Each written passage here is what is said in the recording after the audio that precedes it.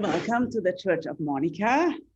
I am in the gallery at Open Source Gallery, and we are now having a show with James Hanahan. So that's the backdrop you see here.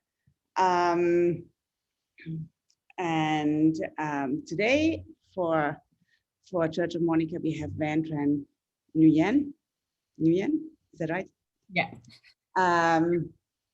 And she will just tell us more about her latest movie and her latest artistic work. And yeah, I'll just give the word to you. Thank you for being here. Thank you, Monika. Happy to be here.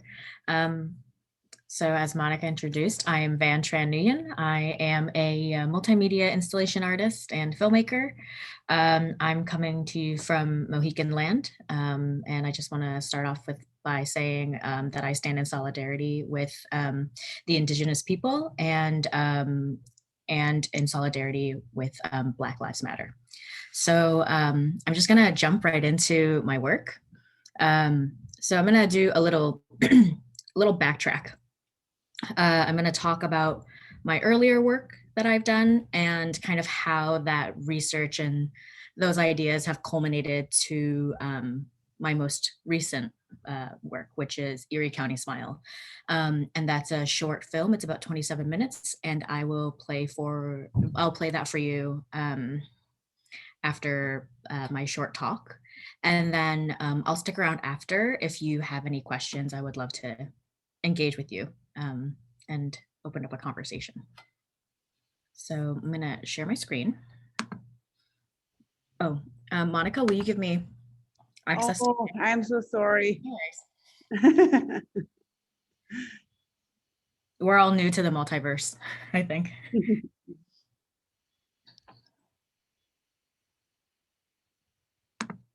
Okay, great. Optimize, okay. Share, okay. So before we go there, I'm gonna just go ahead and stop here.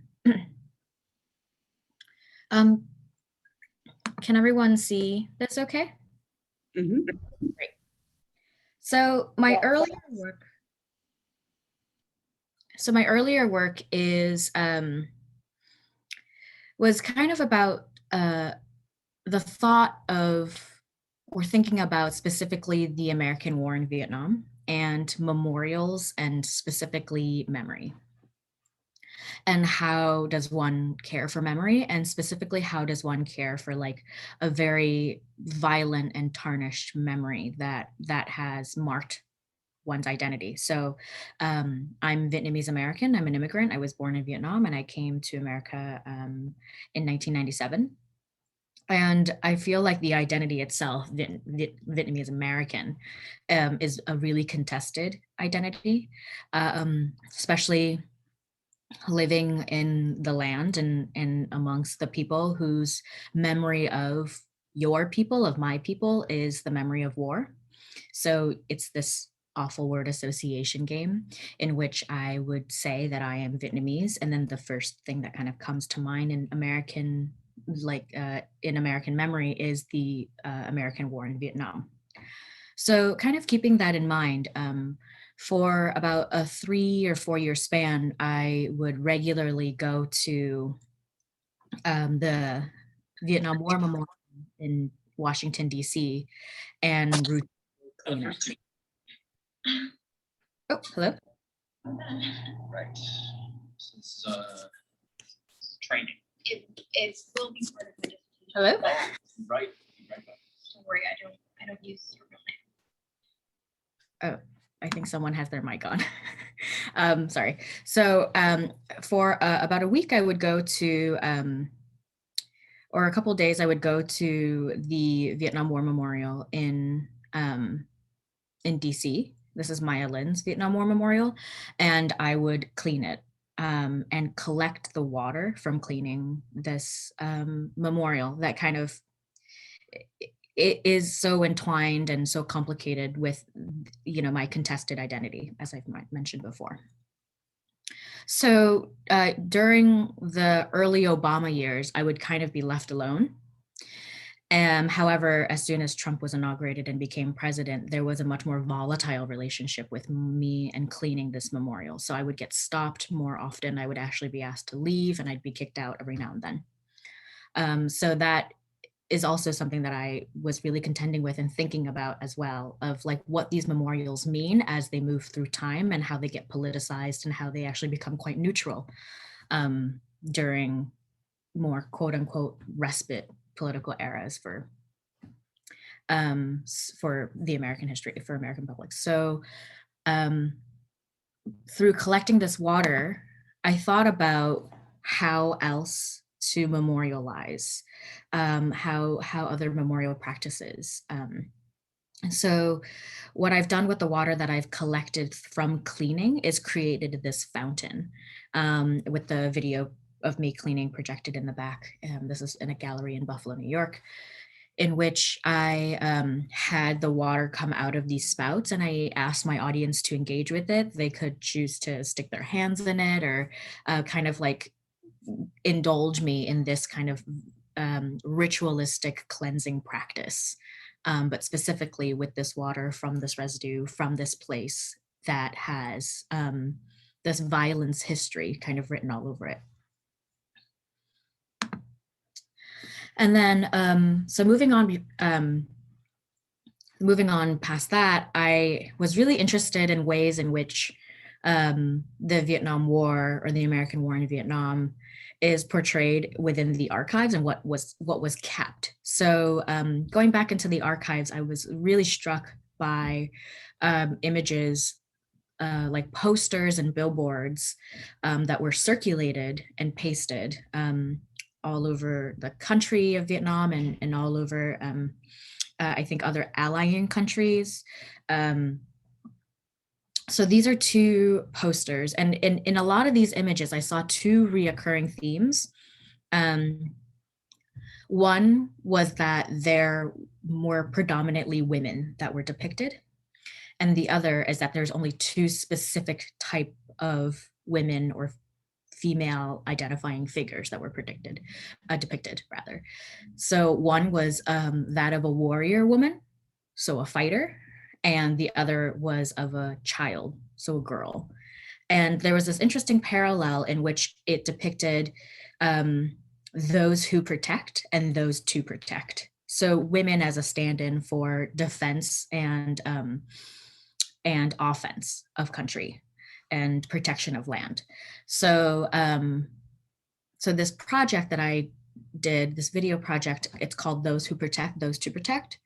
And it is about the identities and embodying these very kind of rigid figures and how I never necessarily fit within these images that were created to kind of parallel the likeness of Vietnamese women. So like I myself as a Vietnamese woman couldn't really identify or fit within these models. So here's a short video of what this looks like. It's usually projected on a large wall, and I kind of come in and out of these images, and I don't necessarily fit, and I don't necessarily, and sometimes when I do, it's quite jarring, and obviously it's this kind of like quirky, jittery motions of falling in and out of image.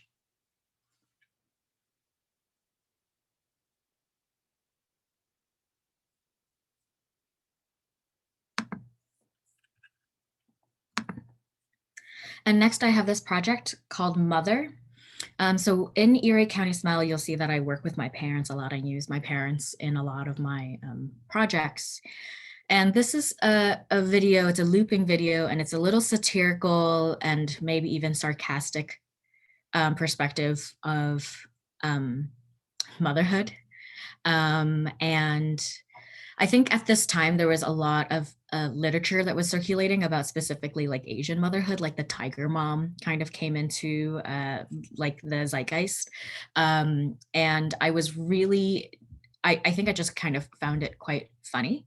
And I think I found it quite I thought it was a very interesting thing to want to pathologize.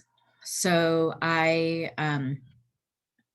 had my mom in this video. My mom, her sweat and tears from her face is falling and dripping onto my forehead. And this is parallel with Chinese water torture.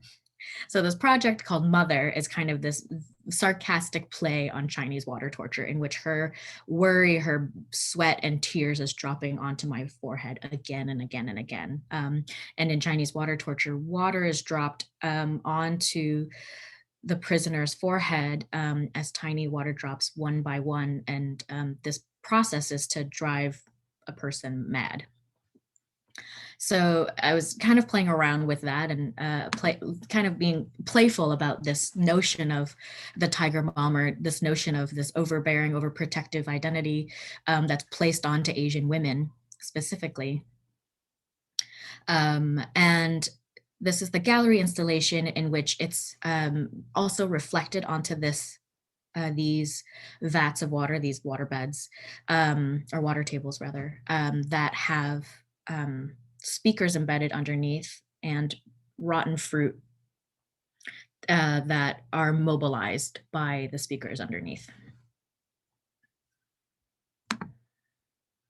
So again, here's another installation shot of Mother.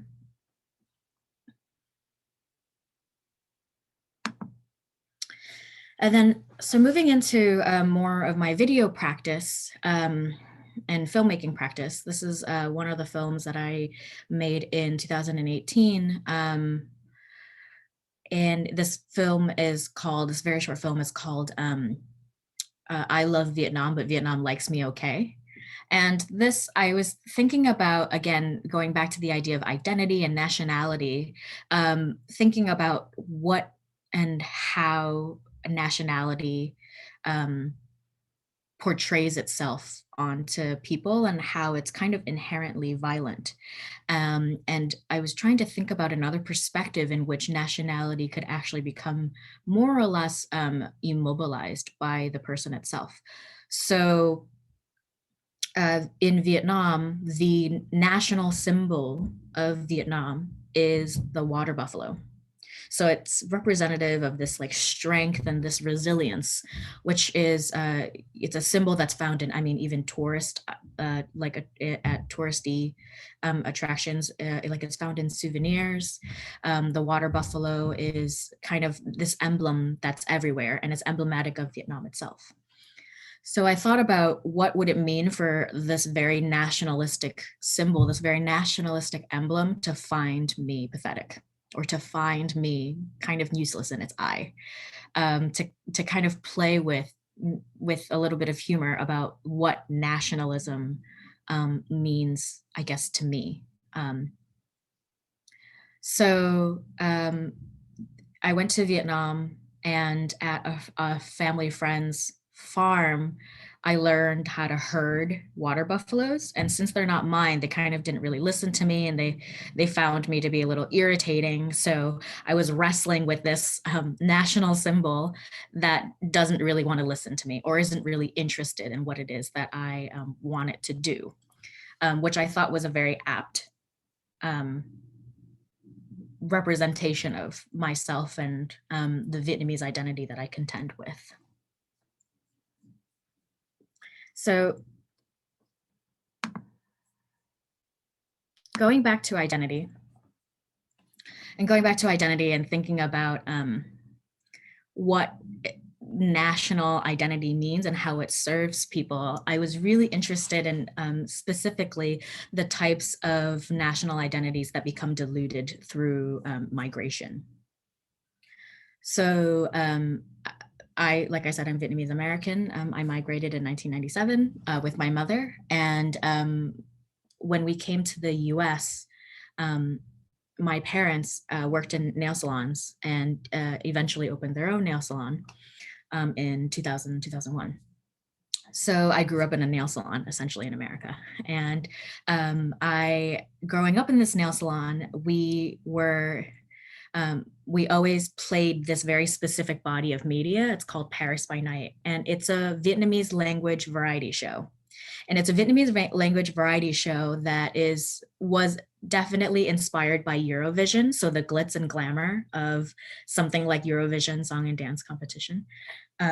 Excuse me. And so this type of opulence was used along with the morals of like the Vietnamese family.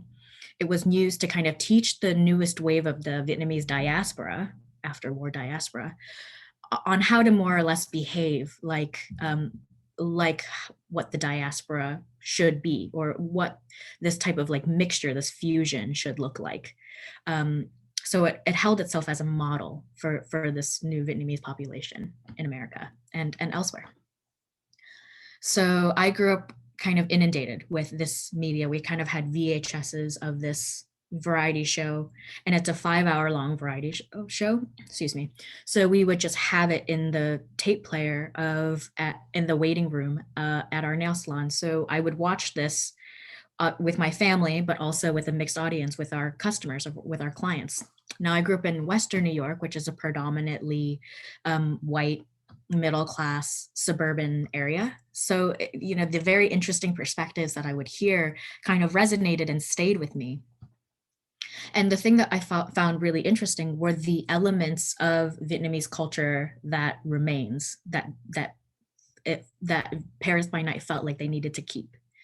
And there are also interesting aspects of a variety show like Paris by Night, because they are a lot more neutral politically than other variety shows, than other Vietnamese language variety shows. However, they are, from time to time, they waver from being very anti-communist to kind of abstaining from any type of political stance. Paris by Night was censored in Vietnam for its political stance, even if it did wave and kind of at some point didn't really have a backbone. However, its headquarters is settled in Westminster, California, which is a predominantly Vietnamese community that I think overwhelmingly is quite anti-communist. And so so anti-communist that they actually are, the older generations, the older, more conservative generations are actually more super conservative. Actually, at the insurrection that happened in January, there was the new diasporic Vietnamese flag that was waved at the Capitol at the coup, and it is honestly because of this very staunch anti-capitalist perspective, so much so that they would fall into totalitarianism. So this was a very, to me, really eye-opening and heartbreaking but interesting perspective of what it means to have to hold on to something, or have to hold on to this idea of nostalgia to accept the fact of being elsewhere but home. So that's the interest or the intrigue that I have about specifically my diaspora and the angle in which I interrogate a lot of these research questions to kind of go forward with my work. So I'm gonna kind of just slow down and stop there and introduce the movie Erie County Smile, and I'll leave you to watch it, and then I'll come back because I'll turn my camera off, and I'll come back and we can open up conversation. And but you know, maybe before I watch the movie, is there any questions that anyone has right now? If not, I can just save it to the end. I'm just going to set up the movie. Okay, so this is Erie County Smile. This is a movie I made entirely during the pandemic. It was supposed to be a live theater production, and we all know what happens to live theater productions that had the dream of 2020. So it ended up kind of, I started planning for it in reality in January. And then come March, it turned on its head completely and had to become a short film, which I'm actually really grateful for, because I think it exceeded the expectations that I had for it in general. And it was made with my partner and I, Alex Derwick. And we filmed most of this on a green screen in our living room. So without further ado, I share with you Erie County Smile.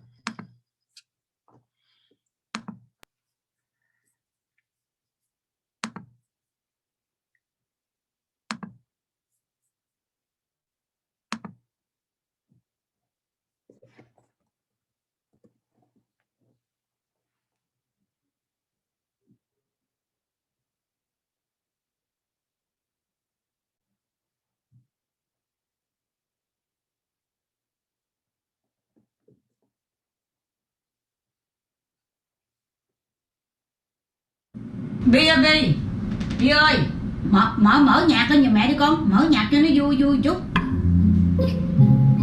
Bi ơi, hút bụi giùm mẹ đi con. Bi ơi.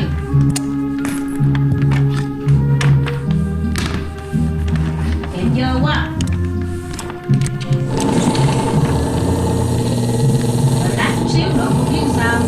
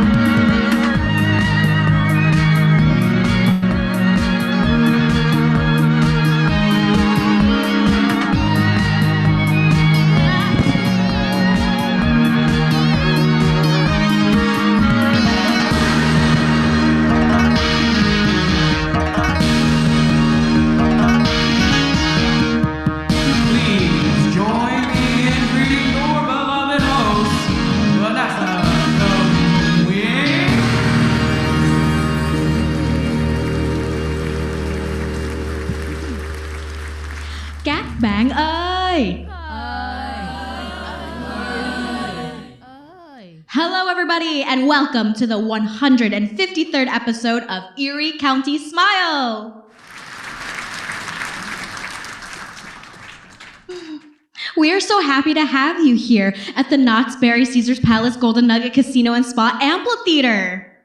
Nothing but the best for you. If you haven't already gathered from our stagehands and dancers, the theme of today's show is the Year of the Rat. This zodiac sign will be our guiding light. The rat is the first animal within the zodiac. The sly rat tricked the ox into giving him a ride on his back, then jumped off his head to be the first to arrive at the emperor's gate, making the rat the first in line for the 12-animal zodiac. Clever and quick the rat. Remember to give offers to the rat for a year of prosperity and fertility. Be mindful that the female rat can have up to 15,000 spawns a year. Amazing! We here at Erie County Smile have worked tirelessly to bring you world-class entertainment. Yes. Yes. Look around you. Each curtain strand contains 80 crystals, hand-strung by 37 anti-communists, which took 3 months to complete. And the stage, adorned with light fixtures flown in from the Czech Republic. It was engineered specifically for us, for you, tonight. And of course, that is only the backdrop for our star-studded roster. You'll be entertained by 79 of the best, absolute best talents from the diaspora. Such stars as Lydia Giang Dai, Miss Viet Q Summer 2003, the juggling twins Phúc Lang and Phúc Lân. Watch out, Tom Cruise. Here comes Johnny Bad Boy Chung, stunt actor and producer. Our gifted animal wrangler, Tran Nguyen, with her baby tiger, Baby. What's up, baby? Diplomat Henry Pham Yu of New Jersey.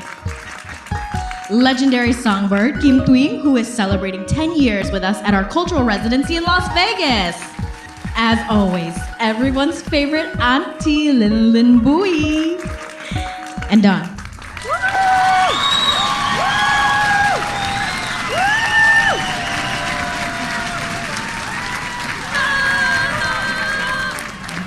All of which have denounced the Communist Party of Vietnam. Erie County Smile. The first ever exilic media platform has been your passport to fashion, lifestyle, and entertainment. We have been your guide to glamorous exile living while upholding Vietnamese values, no matter where the diaspora expands. Now, with 20 million viewers worldwide, we thank you for your loyalty and allowing us to represent you for the past 30 years. As we enter our 153rd episode, we're proud to look back at our humble beginnings and just to see how far we've come. So please, follow along as we reflect on our shared history. We are delighted to share with you our very own hologram. With the help of our sponsors, we've teamed up with Hollow Hollow Entertainment to pioneer this new form of storytelling. The amazing engineers have worked tirelessly to reconstruct our origin story so it too can live on. Music has captured the emotions of our people. Songs lingering in the fields of liberation have given us reprieve, and compositions of love have given us hope. Reprieve and hope were challenged as censorship from the communist regime swept our home nation. I am reminded of a famous censorship trial where a laborer transcribed a revolutionary song about freedom and was beaten to death by a guard. Later, his corpse was found clutching a cassette tape in one hand and unfinished lyrics in the other. A song so potent, a message so dangerous. One fateful moment in the last days of Saigon, April 30th, 1975, we left our homes to form the first substantial wave of the Vietnamese diaspora. We traveled through the treacherous waters of the Pacific in search of a new home. The first generation of refugees claimed asylum from an old friend, France. After establishing our presence as an economic force, it was our moral imperative to resurrect the essence of the Vietnamese culture. My colleagues and I had a desire to fill the cultural void. Our aspiration was to connect songs from the motherland with our new way of life.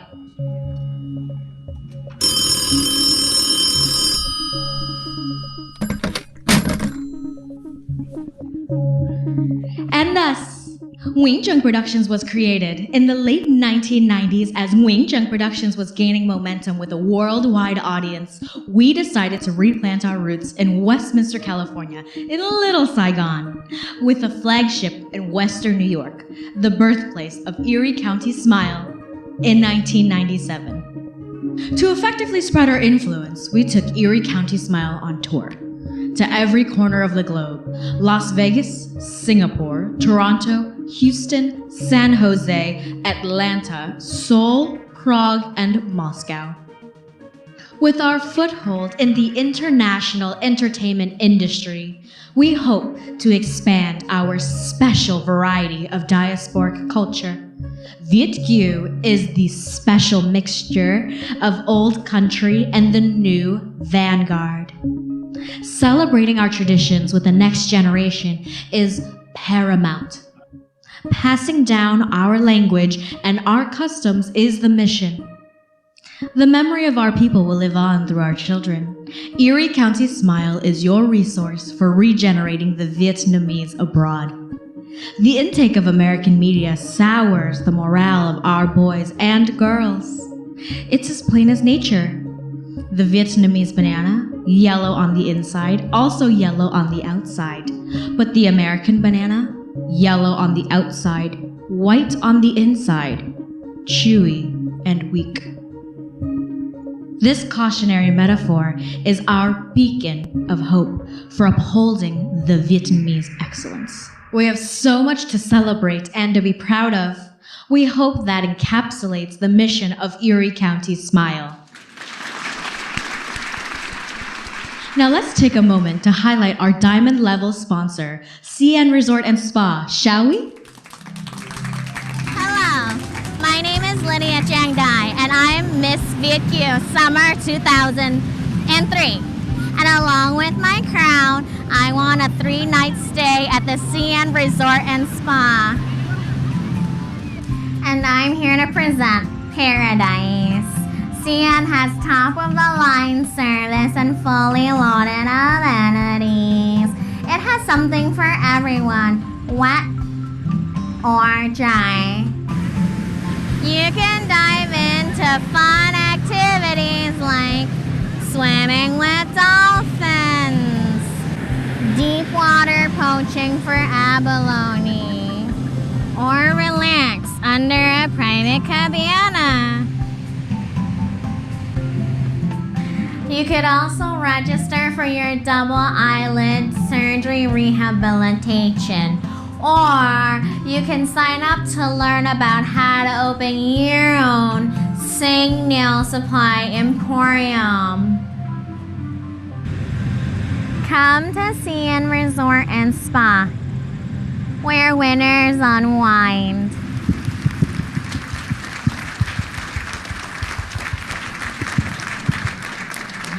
We are eternally grateful for CN Resort and Spa's generosity. The president of CN is a longtime companion to Wing Zhang Productions and Erie County Smile. Please, everyone, join me in gratitude as we thank Vincent Ngo,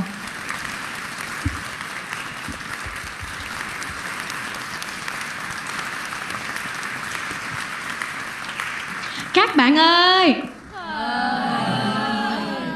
Are you ready for karaoke? Now, Vincent and his company have offered a voucher to Paradise for one lucky audience member. This contestant must sing along to a classic ballad, but no messing up. This will be easy. It's a song we all know and love, Anh Hùng by Pham Ly. We've selected at random the contestant, so please give a warm welcome to Kevin Lay in seat D34. Kevin Lay, oh, there you are. Welcome. As Kevin makes his way to the stage, I would also like to say that this voucher cannot be exchanged for a cash prize and must be booked in advance. Again, we could not possibly carry on this karaoke segment without the help from our sponsors. Oh, Kevin, hi, how are you and where are you from? Edmonton. I'm fine. Edmonton, great. So that's in Alberta, correct? Yeah. As I mentioned today, you will be singing Anh Hùng by Pham Ly. Are you familiar with this song, Kevin?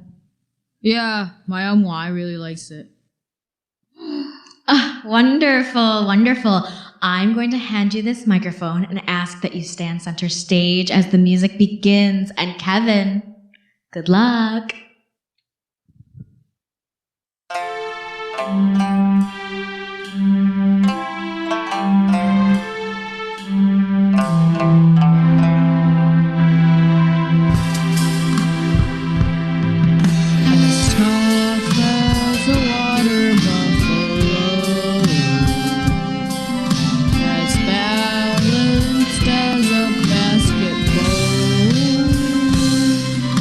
Straight as a rice paddy roll.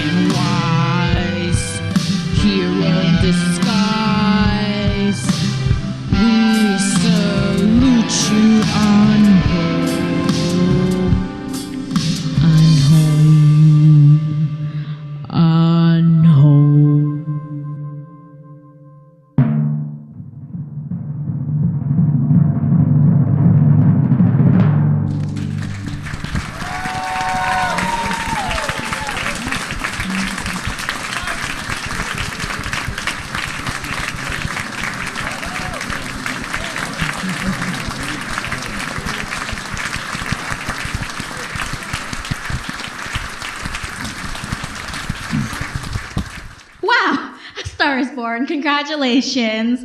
Thank you. Thank you, Chris. You can retrieve your prize at the Did she end just of say the Chris? Show. Great. Kevin, his name is Kevin. Kevin. Give it up for Chris. Chris from Edmonton. Amazing Canadian pipes.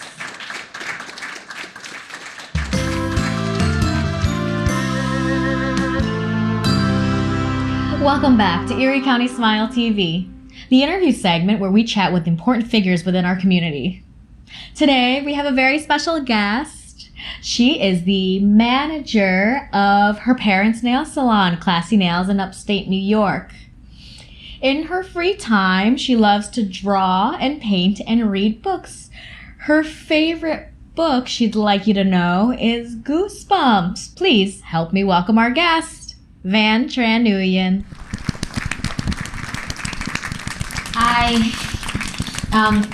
I would like to say thank you for having me on the show, and I would like to pay my respect to bà, cô, chú, and my friends and my parents.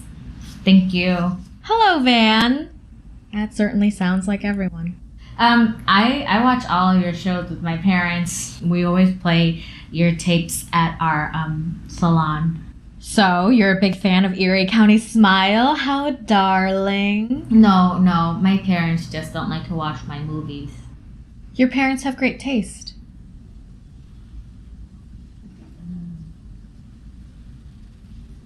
Have you ever seen Spy Kids? No. So your family owns a nail salon. Such an important pillar in our exilic economy. What's the Zilic economy? It means that your mom and dad are not from here, but they made money here. Oh yeah, I don't really know. I just go there every day after school. So yeah.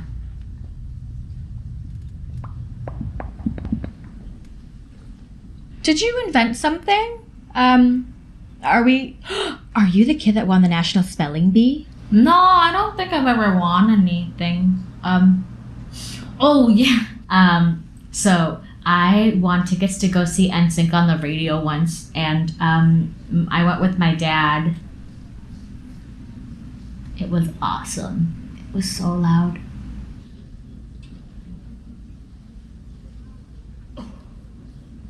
Interesting. We here at ECS treasure the next generation of Vietnamese Americans and want to empower you and your talents. Why don't you share with us what those are? Well, as the manager of the salon, I answer phone calls and I book appointments. And I do this just because, I think, my parents don't like to be on the phone all that much because they don't really like to repeat themselves. So I take a lot of phone calls and I translate bills for them. And it's because I know a lot of, Vietnamese words, and I know that sometimes it takes more Vietnamese words to say one English word. Wow, that's lovely. The Vietnamese family unit is so important. I myself am. Who is that? As I was saying, I myself understand the value of responsibility and tradition. Yeah, I guess I wish that there was not that much responsibility, you know? I think white kids don't really do this after school. I think they go to clubs and sports and stuff. I don't think they see their families until dinner time. Well, that's because we cherish hard work. I guess. My mom calls me a lot. I think that comes with the territory. Mother and daughter relationships are quite complicated. You know, they have their own language. My mom, she calls me Blay. Is that a secret language or something? Sure. You can take that. Of course not. I wouldn't take a phone call in the middle of a show. Well, then why is there a phone here?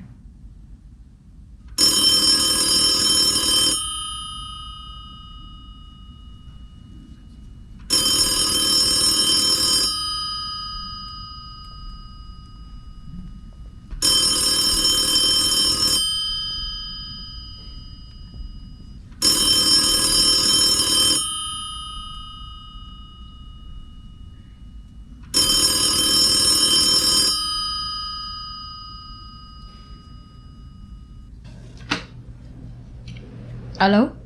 Bi ơi, Wait, Mom, I can't hear you. mẹ nhắc con review cái membership ở exercise cho mẹ. Ở đó có cái deal sắp hết hạn rồi á, con có nhớ, con có làm chưa? Oh, no, Mom, I'm so sorry. I totally forgot. Mẹ nhắc con nhiều lần lắm rồi đó Bi ơi. Yeah, I'm sorry. I will. Wait, is this why you're calling me? Because of your gym membership? Bi nói I will hoài mà Bi không có làm cho mẹ. Yeah, that's not true, Mom. I've just been so busy lately. Bi à? Yeah.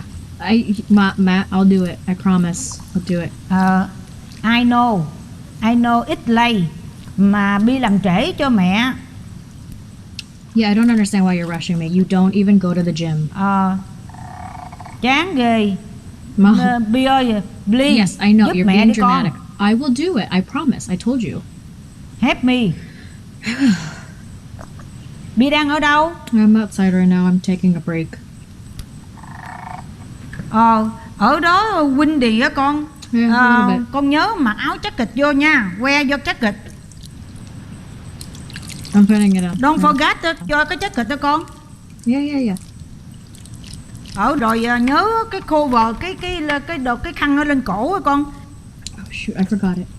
Hey Mom, have you ever had an astrology reading?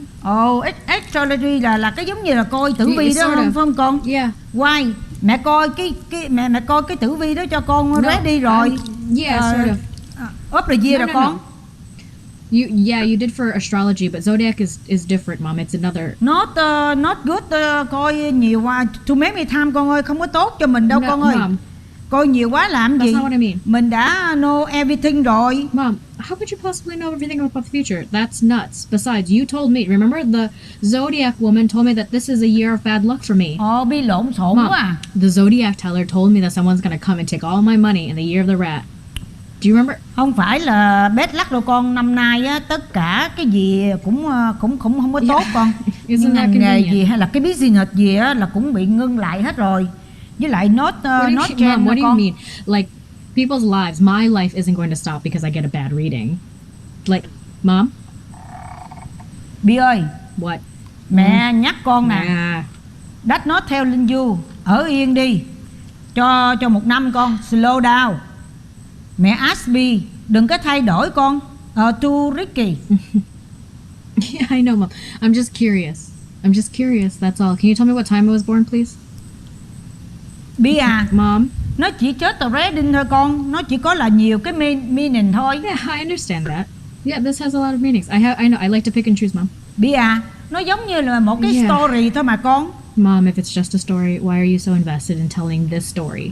Okay, Babe. maybe I don't understand. Maybe your unlucky daughter just wants to know what time she was born, please. Okay, fine. 4 o'clock 45 a.m.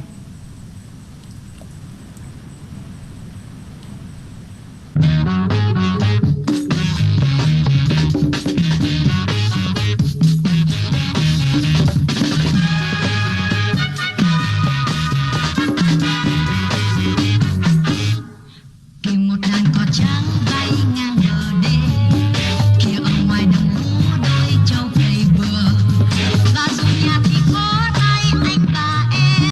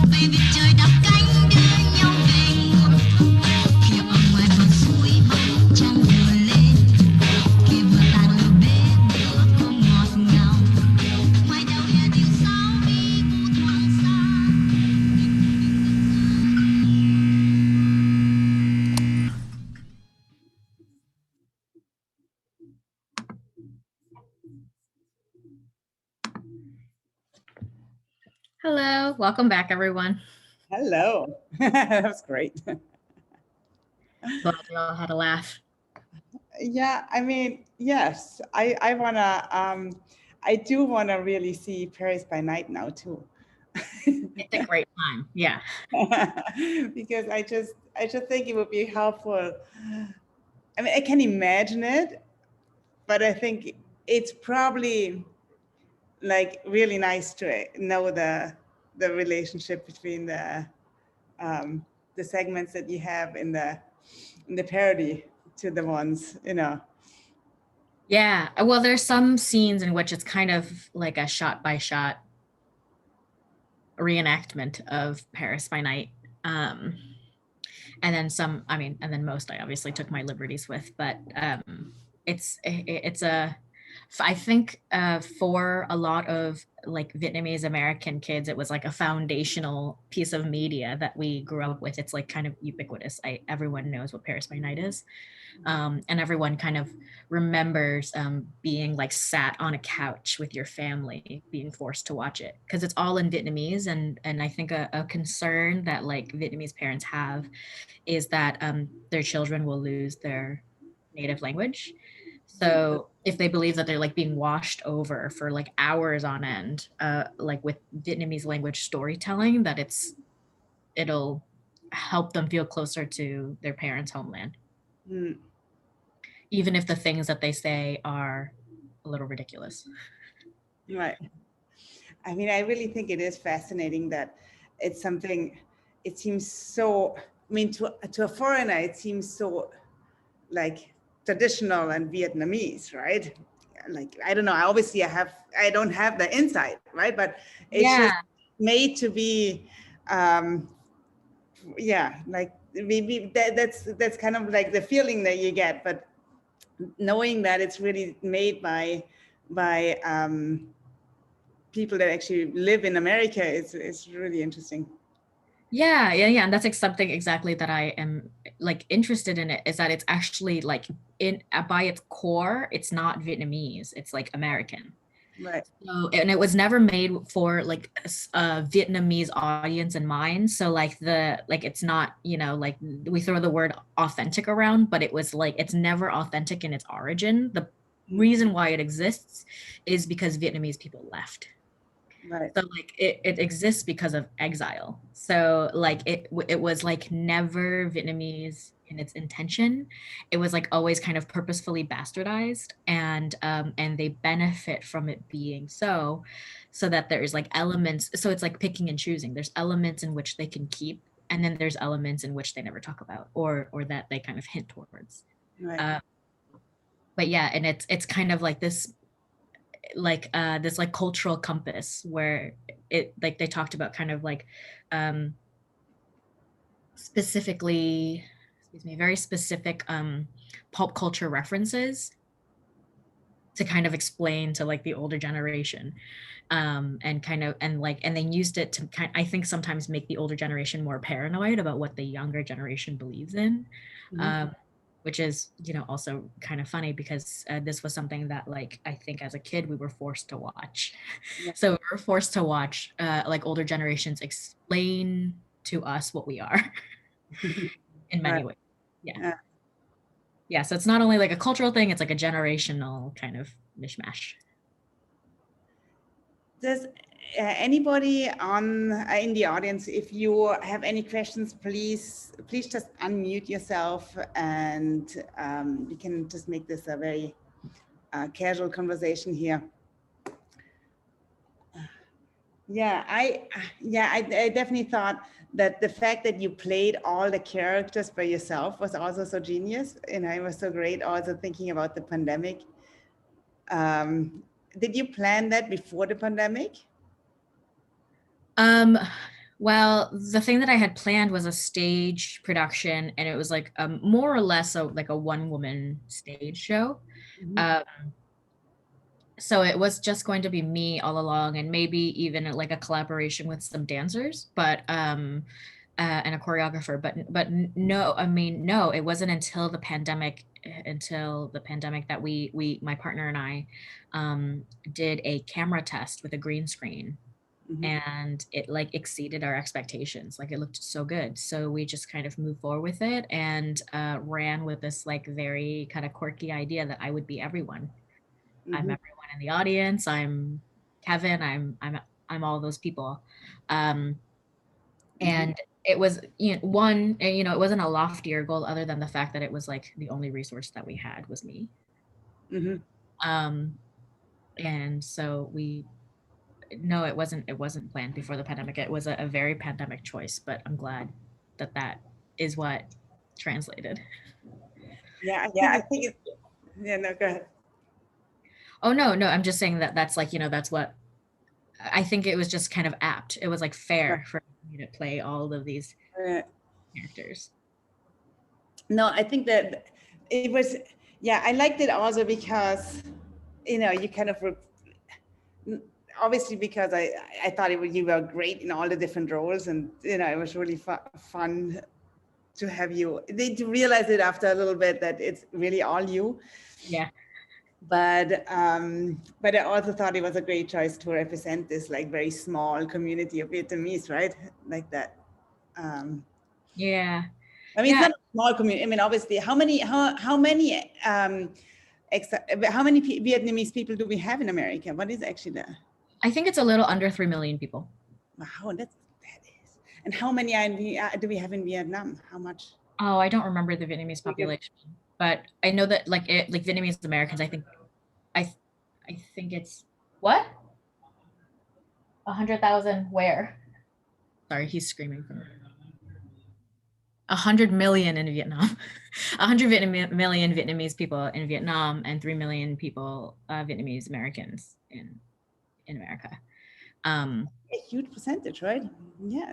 Yeah. I mean, the highest percentage of Vietnamese people living outside of Vietnam is in Westminster, California. So in Westminster, California, in Orange County, which Vietnamese Americans in Orange County have translated the word Orange County in Vietnamese, and there are signs, like street signs, that are in Vietnamese. So it's like so much part of like the culture, like the people themselves, and the culture has kind of completely taken over this like space, which is really beautiful, and like kind of set up this like secondary home in California. So yeah, this population it's big and it's growing, I believe.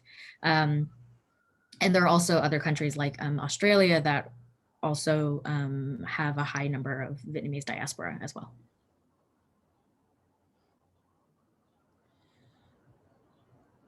And one more question I have on the nail salon is that, I mean, I'm guessing there's not as many nail salons in Vietnam. Is that an American phenomenon, or is that something that really is also huge in Vietnam? No, yeah, manicurists are really big in Vietnam. Totally, like, you know, we have like kind of house calls manicurists that come to your house. And it's like a little more like community based, I think. And there are totally salons in Vietnam.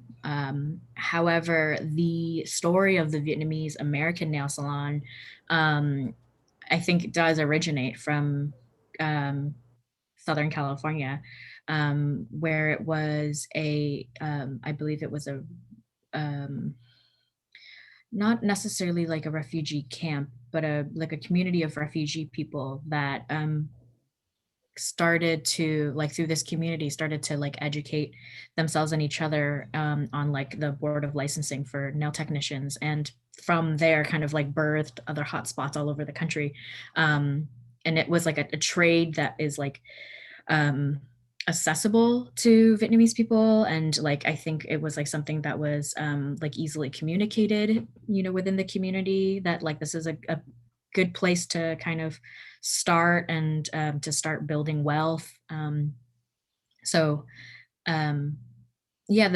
I think it was like kind of maybe implanted already in Vietnam, but totally it's definitely, I mean, a majority of I think more than half of like American nail salons are Vietnamese-owned. Right. Very interesting. And what do you think of how do you think of showing the movie now? What's your plan with this? More showing in art spaces, or are you gonna submit it to all the festivals, or what's the next step?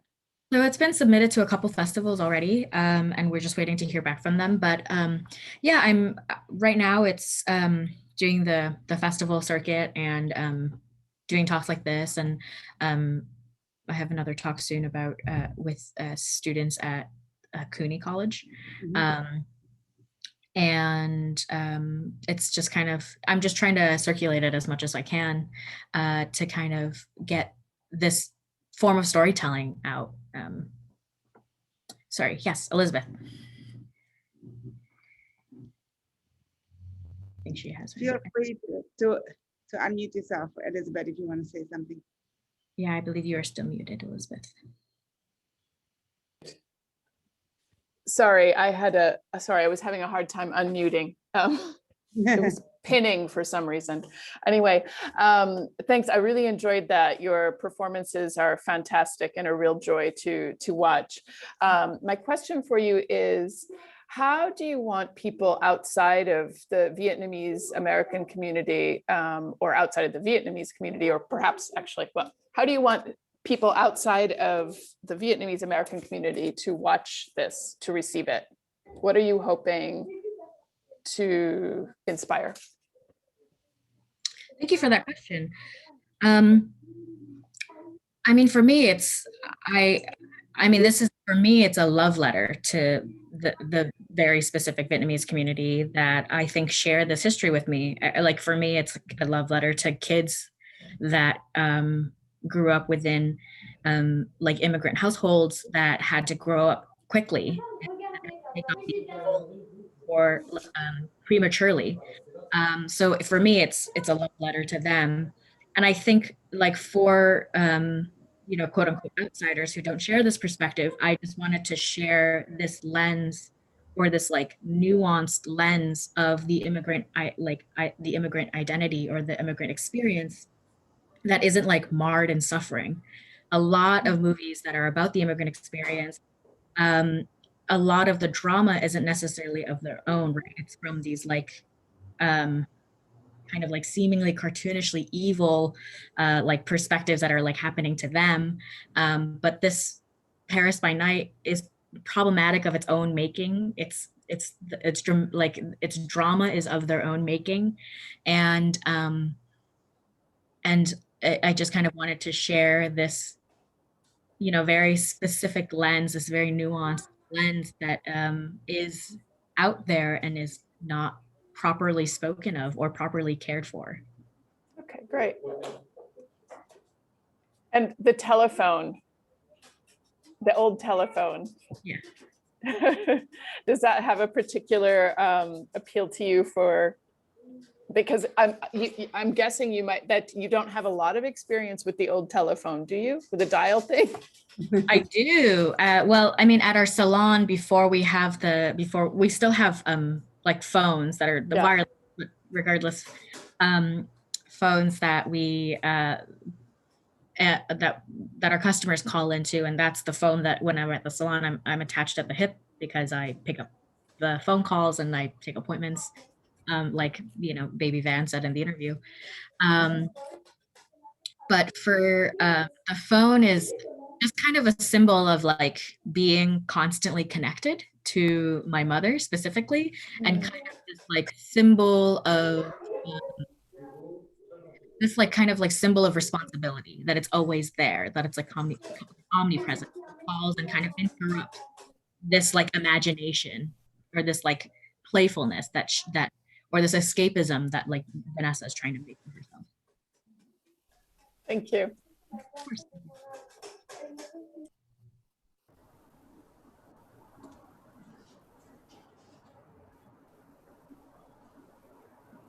Michelle, did you want to say no?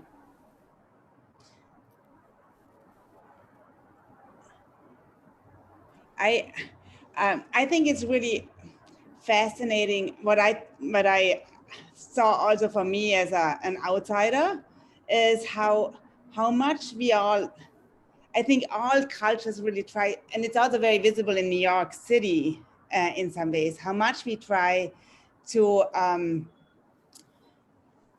the bigger the communities are, the bigger the cities are, the bigger the differences are, the more we try to maintain something that might not even be real. It's even with Europe, I think, sometimes. I feel like my European friends have a picture of Europe that's not anymore true in some ways, right? And often is very distorted to what, just because of them, you know, living in a different bubble. Exactly. And I think it is something that we can all, I don't know, that obviously it's a larger difference than it is maybe like with the European, or less visible, you know, in the graphics and the music and, you know, and all of that. But I do think that's a very interesting, for me, that made me think about it too. Yeah. Yeah, I think the thing in which you're bringing up is nostalgia. Mm-hmm. And, you know, and this is like, specifically, this is a media for a nostalgia and a memory of a country that exists. So like they kind of have this utopia or this utopic memory of Vietnam that never really existed. Vietnam kind of had a lot of political unrest for a while. You know, it was like before the American war in Vietnam, it was a French occupied land. And it had this like complicated memory and history. But I think for those who have left, my family included, it's important to kind of keep this dream of land with you, so that you understand, so that this way it's kind of this like social contract as to why we left together. Like why, like, so like in Vietnam, being Vietnamese is not a contested identity, but in America, it's a sometimes violently contested identity. So so this way I feel like, you know, this like nostalgia or this like form of nostalgia is like really important for them to hold on to, and so important for them to like replicate and circulate within our media. Well, hello. So, but I mean, it's also about representation. You know, the more you see yourself in TV and movies and social media, you know, the more you know, you're a part of things or understood or accept, you know, not seen as other, you know. Because the thing is too, it's like you're not really like, when I'm not really a New Yorker until I leave New York, you know. Like you're not the you know, where you're from until you leave it, you know. But actually I have a question about the Vietnam Memorial Project. Sure. I'm interested in about like how long you did it for, why you did it, why you started it, and also I think it's, if you could speak a little bit more about how you noticed a difference depending on what president was in office. Mm-hmm. Yeah. Sure. So for a span of 3 years, wow. I would go down to DC annually, once a year, for anywhere between like 3 days, couple days, and every day I would go and ritually clean until I was either asked to leave, or I would try to clean for you know, hours on end until it maybe got too busy or something like that, because I'm there with a camera, so I'm being observed anyway, on top of me looking like what I look like cleaning, you know, very like Asian identified woman cleaning something. So so to backtrack, I was very, I think, drawn to the idea of what, like, permanent memorials, like permanent public places of grief and grieving, and grief for something that is extremely misunderstood. So I believe like a lot of Americans, specifically my generation, don't really necessarily understand the historical context of the Vietnam War. However, you know, remnants of the Vietnam War in its history and its memory is everywhere. So for me, it was a way in which I could kind of do this meditative practice of care, but caring for something that's immovable and caring for something that marks its identity on me without my consent. So kind of like going and doing this like meditative caring practice for this piece of, you know, this element that holds this like very problematic memory, and collecting it and kind of doing this like collecting process of like the water and this cleansing process. And so I was just kind of, you know, interested in what that is and what that's like. And then I think further, as like I kept on doing it throughout the years and being drawn back to it, I think the last time that I did it was Trump's first year of his presidency. And I was met with this guard. It was a very interesting man, and I have it on tape, but I don't, you know, I don't know right now. I don't really know what to do at this very particular moment. Yeah. So he comes and he and this has never happened, and this is I think maybe my third year doing it.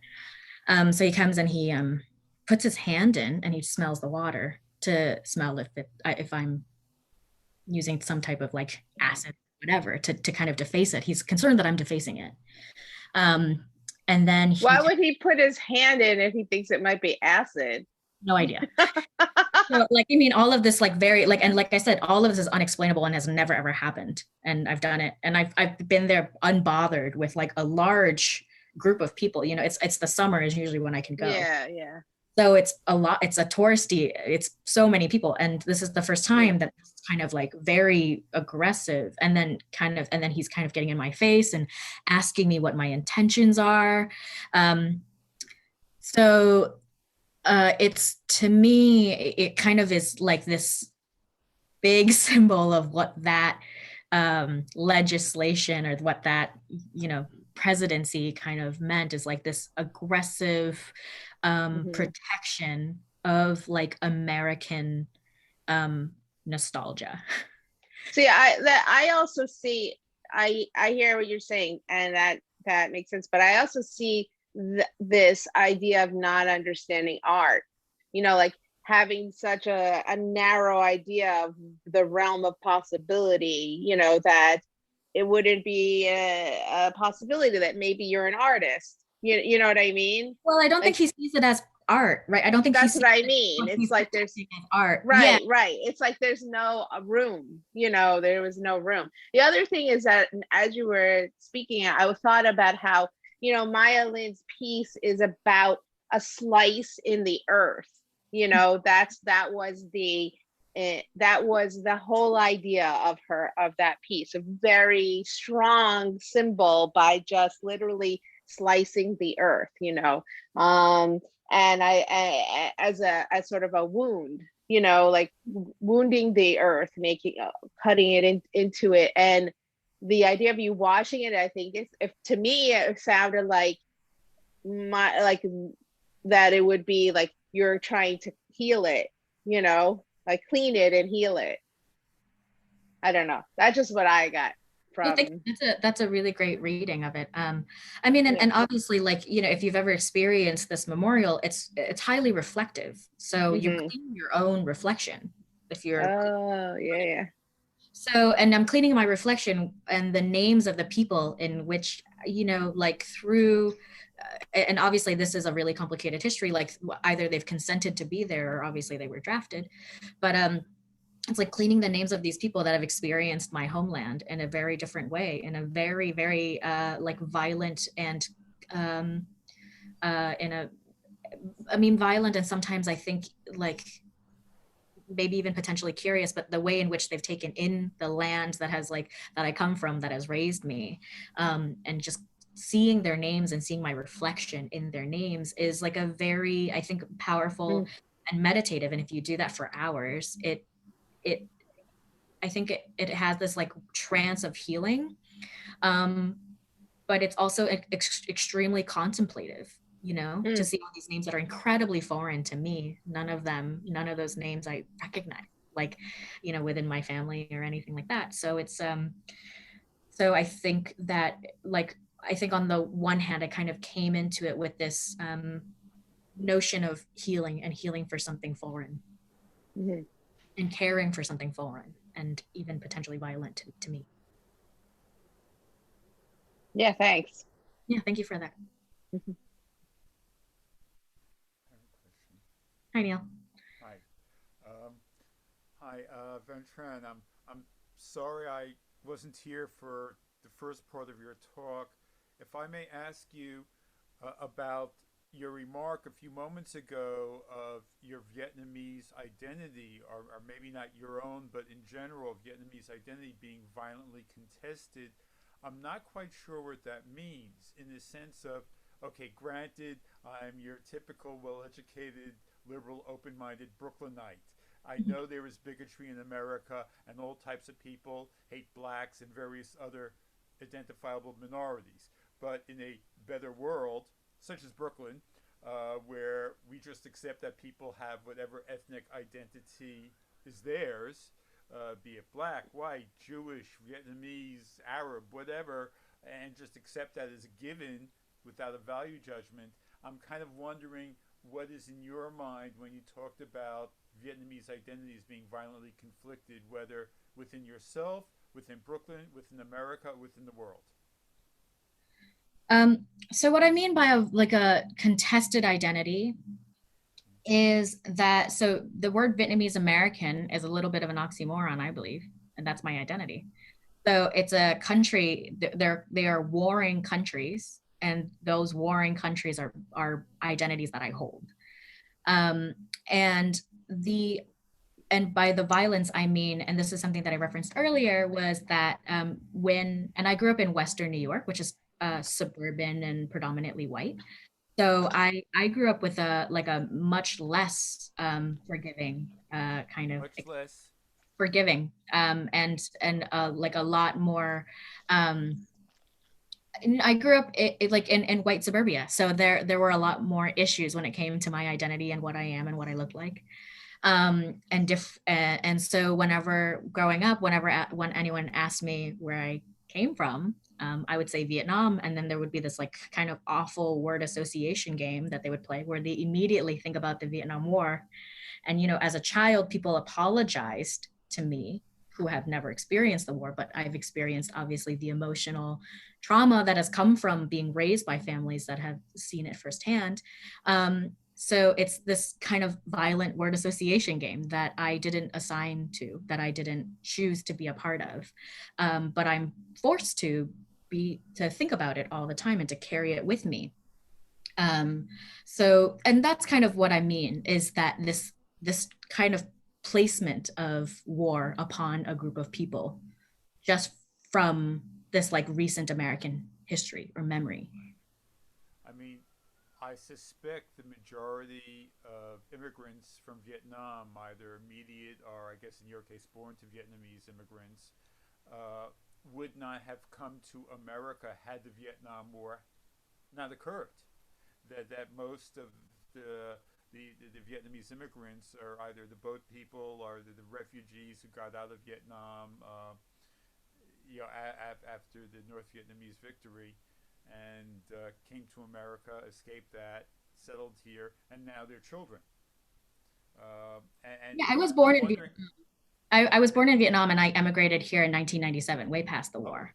Oh, yeah, okay. yeah. Okay, so but how many immigrants are like you, numerically, as someone who did what you did, who was born in Vietnam and came here, as opposed to those who are connected to the refugees from in the wake of the war, numerically? Oh, I don't know. That I don't know. But I do know that obviously the first like big wave of the Vietnamese exile is because of the war. Yes. And that's because they made like American GIs, and the fighting in Vietnam made it so unlivable for the people in their own homeland that they had to escape it, and that they were offered asylum by a country that more or less never recognized their own faults for that action, right? So it's incredibly violent why they're here, and like and I have some friends who are who got out as children. Their parents had to leave for those circumstances that you just mentioned, and I am friendly with a number of people who were got to America as young children and grew up mostly here, and then see themselves as Americans.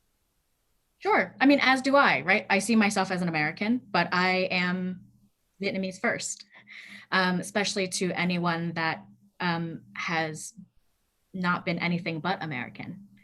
So, I think that's so. Like I said, it's like such a contested identity that's like placed upon immigrants. You know, if I was in Vietnam, I don't know if I'd ever think about my own identity specifically. I don't know if I'd ever think about being Vietnamese in Vietnam, and that's something that Michelle kind of referenced earlier. Where, you know, when you leave New York, you're a New Yorker, and you're not really, you don't think about being a New Yorker within this, you know, the context where everyone shares the sameness. And it's the othering that is something that I find really troubling and also interesting, which is why a lot of my work and a lot of my like research thus far is about that. That's interesting because maybe it's a New York City thing. I don't know, but I think most people, including myself, I mean, it's my grandparents who came here from Eastern Europe, but I see myself as both Jewish and New York and American all at once. I don't see that as contested. And most people in New York City who've been here 2 or 3 generations are hyphenated. I am Italian American or Irish American or West Indian American, whatever. But I don't see that as being contested in New York City, at least in New York City, which is my world. Yeah, which I think is such a privilege, like such an amazing privilege to have, to not think about it as contested. I know. I think, yes, I think that like there is, I don't want to go too deep into this discussion now anymore. I know what you're saying, Neil, I totally understand, but there is certainly a greater, like, you know, I think that being born here, being white, is certainly a very big difference, and there is no question about that. Can I add one thing here too? Because my background is from a small town in Michigan, so it's not growing up in New York. And I would say that definitely any difference, it could even be a difference of you're Catholic and not Protestant, or you go to church or you don't go to church. Those differences stand out way more. I mean, that was why I took refuge in New York after for so many years. I'm not there now, but New York is a haven. New York is onto itself, and it's wonderful for that. But it's certainly not a question of whether it exists or not. It definitely exists. Absolutely. In most of places of the world.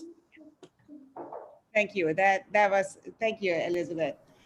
I think that's also a great way to maybe end it. I have actually now gallery hours. That's why I sometimes am a little bit distracted, because people come in and are watching and are looking around and want to talk to me too. So, but this was really, really great, super interesting, amazing work. I'm gonna try to watch some of the original. The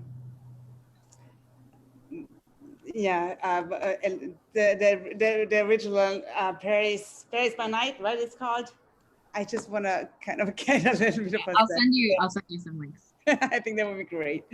But I want to just keep seeing what you're doing, because it's really interesting, and I hope it goes far, this movie, because I think, you know, it could really, it should go all over the world. Oh, thank you. Not only stay. I mean, I think the important thing that it actually travels and actually reaches us, everybody. I think that's great. All right. Well, thank you so much, Tran. And I see you all soon. Take care. Thank you. Bye, Monika. Thank you. Bye bye.